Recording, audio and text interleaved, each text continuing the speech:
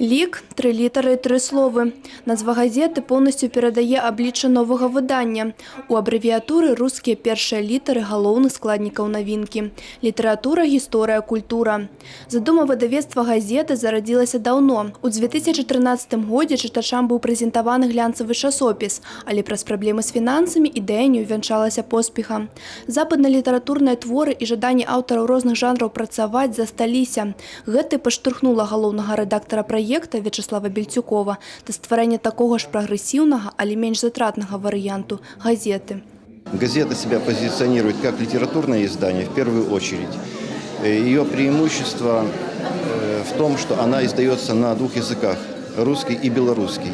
Аналогов сейчас на нашем медийном рынке Беларуси этой газете пока что нет. Цесны кантакт з чытачом – адна з галоўных функцый газеты. Лік разлічана на шырокую аўдыторыю. Тут кожны член сям'і павінен знайсці інфармацыю па душы. Пакуль газета на 8 палос. Асноўную частку публікацый складаюць літаратурныя творы. Гісторыі і культуры нададзена крыху менш увагі, але яны прысутнічаюць у выданні таксама. Газета невероятно важна. Я думаю, что это только первый ребенок, первое появление, первый голос.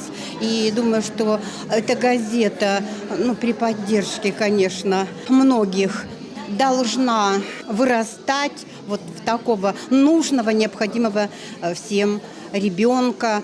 Аўтарамі новага інфармацыйнага прадукта сталі пісьменнікі, паэты, журналісты, гісторыкі, культуролагі. Пачынаючыя аўтары таксама могуць паспрабаваць свае сілы. Гэта свайго рода літаратурная пляцоўка.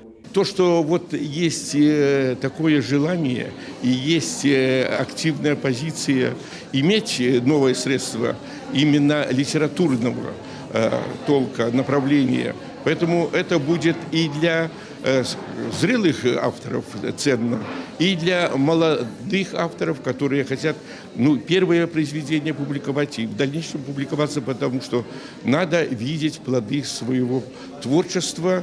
Газета «Лік» плануецца да выхаду 1 раз у месяц. Пакуль выданне праходзіць працэс рэгістрацыі, таму наступны нумар чытач убачыць напрыканцы чэрвеня.